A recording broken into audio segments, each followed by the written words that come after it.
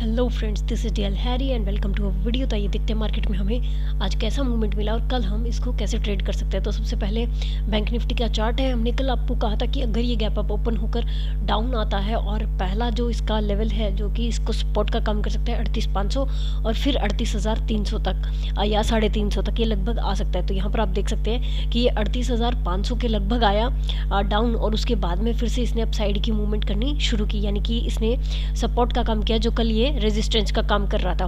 उसके बाद में देखिए अपसाइड की हमें कंटिन्यू मूवमेंट देखने को मिली है। उसके बाद अब कल ये कैसे मूव कर सकता है, पहले हम इसको डेली टाइम फ्रेम पे कैंडल देख लेते हैं।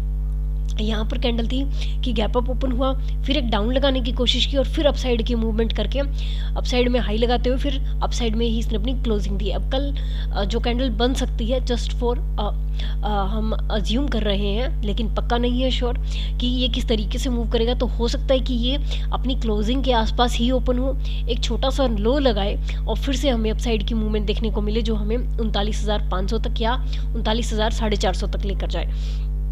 तो ऐसी मूवमेंट हम उम्मीद कर सकते हैं बिकॉज आरएसआई भी 60 को क्रॉस कर चुका है, तो एक पॉजिटिव मूवमेंट आ सकता है। अगर हम 15 मिनट के टाइम फ्रेम पे चले तो यहाँ पर आप देख रहे हैं कि आरएसआई ने अभी चेक कर लिया है, तो अब ये अपसाइड का मूवमेंट दे सकता है। अगर ये इसी जोन में ओपन होता है या फिर गैप अप ओपन होता है मान लीजिए इसी लेवल के आसपास 39,200 तक और फिर ये डाउन आता है और फिर अपसाइड की मूवमेंट करता है, तो भी एक अच्छी मूवमेंट इसमें आ सकती है और फिर हमें 39,500 या 450 तक का मूव इसमें देखने को मिल सकता है। तो इस तरीके से कल भी बैंक निफ्टी में एक अच्छी कैंडल हम देख पाएंगे। अब हम चलते हैं स्टॉक्स की तरफ कि हमने उसे ट्रेड कैसे किया।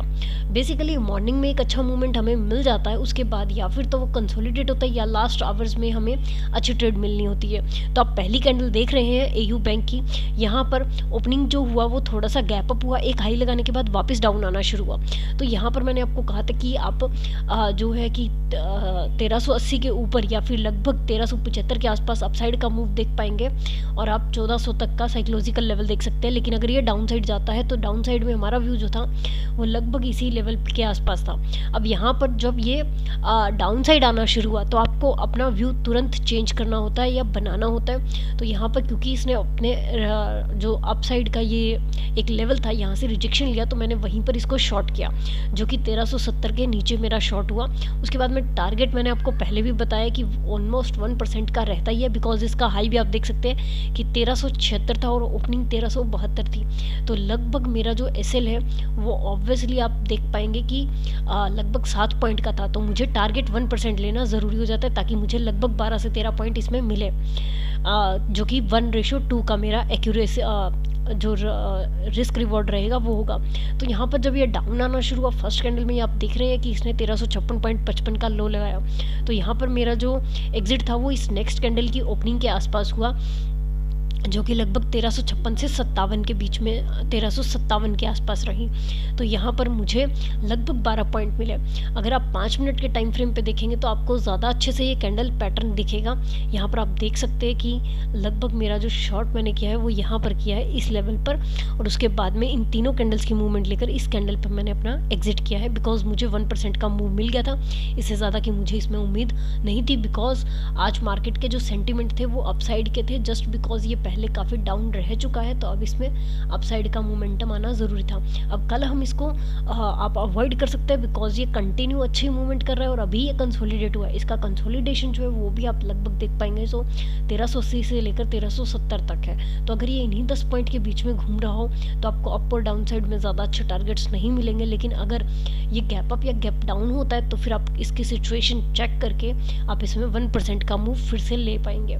तो ये आपकी सिचुएशन पर डिपेंड करता है, अदरवाइज आप इस कल इसको अवॉइड भी कर सकते हैं। अब आते हैं हम एक्सिस बैंक पर।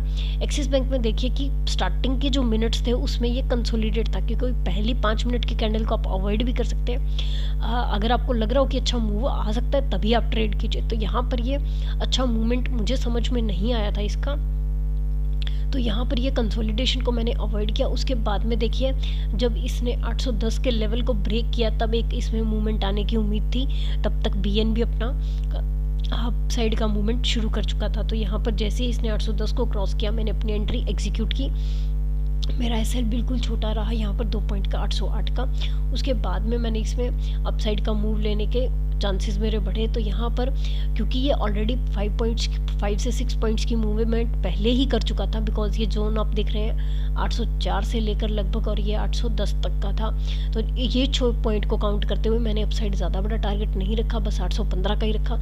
तो यहाँ पर भी मुझे 4.5 से 5 पॉइंट इसमें भी मिले। अब कल हम इसको कैसे देख सकते हैं, let me remove the drawings. Okay, तो यहाँ पर आप देख रहे हैं कि ये एक अच्छे लेवल पर आकर रुका है वापस से।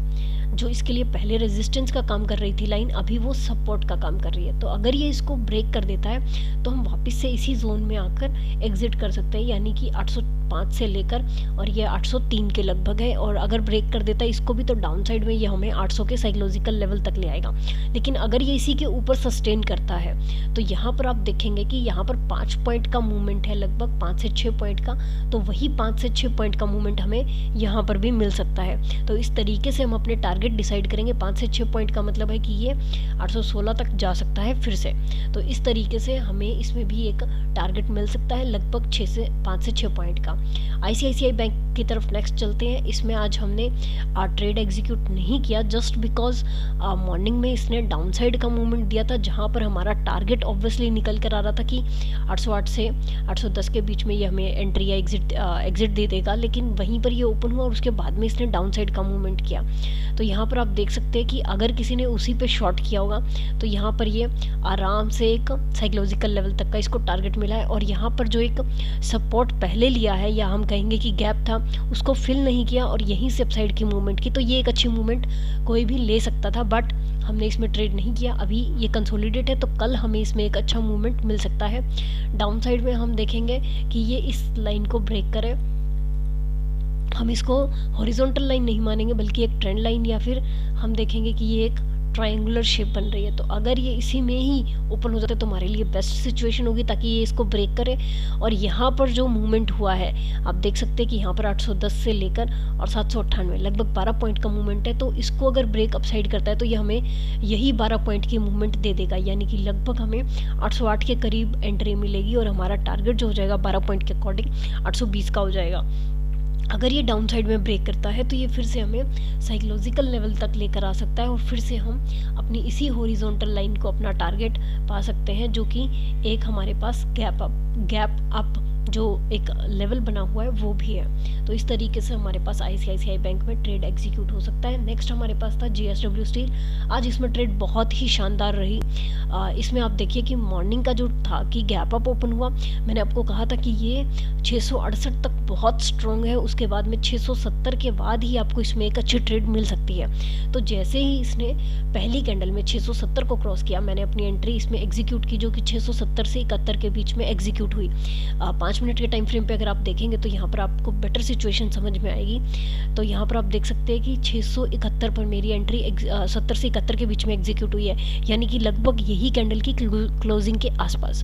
अब मुझे पहली ही कैंडल में थोड़ा सा प्रॉफिट दिखा, सेकंड कैंडल बननी शुरू हुई और इसने अपना हाई जो लगाया वो 74.20 लगाया। फिर नेक्स्ट जो कैंडल बनी वो 75 से रिजेक्शन लेकर आई। अब मेरे माइंड में जो कैलकुलेशन चल रही थी वो ये थी कि ये ऑलरेडी 667 से ऑलरेडी 675 तक आ चुका है, यानी कि काफ़ी अच्छी मूवमेंट इसमें हो चुकी है।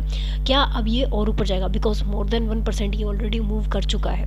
लेकिन फिर मैंने सोचा कि अभी इसको थोड़ा और ट्रेल करते हैं, जस्ट बिकॉज इसके पास जो रेजिस्टेंस लेवल आ रहा है, अगर डेली टाइम फ्रेम पे देखें तो वो 680 का आ रहा था। आप यहाँ पर देख पाएंगे कि इस कैंडल का हाई लगभग 680।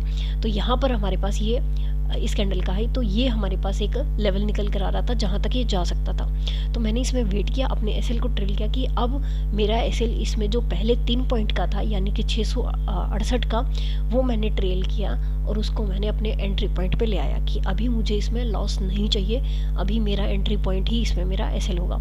तो यहाँ पर आप देख रहे हैं कि मेरी एंट्री लगभग यहाँ थी। अब उसके बाद में इसने मेरे को डाउन साइड दिखाया इस कैंडल पर, जो कि 6673 था। उसके बाद फिर ये अप गया वापस और मैंने वेट किया ताकि मेरा एसएल ट्रेल होता रहे। उसके बाद में नेक्स्ट ये कैंडल देखिए आपने, इसने 678.80 का हाई लगाया, यानी कि मुझे 1% इसमें अपना टारगेट आराम से मिल रहा था। इसके बाद ही मैंने इसमें एग्जिट किया। तो मेरा एग्जिट जो हुआ है वो इस कैंडल पर हुआ है, जो कि ये रेड कैंडल बन रही है। यहाँ पर मेरा एग्जिट हुआ और एग्जिट होते ही रेड कैंडल बननी शुरू हुई। उसके बाद भी मुझे उम्मीद थी कि ये वापस से 680 का टारगेट दिखाएगा, लेकिन ऐसा नहीं हुआ। और फिर आप देख सकते हैं कि इसने कंसोलिडेट किया। अब हम कल इसमें कैसे ट्रेड कर सकते हैं, जैसे ये पहले अपना जोन बना रहा था 660 से लेकर 668 के बीच में, वैसे ही अब इसने अपना जोन बनाना शुरू किया है 673 से लेकर और 679 तक।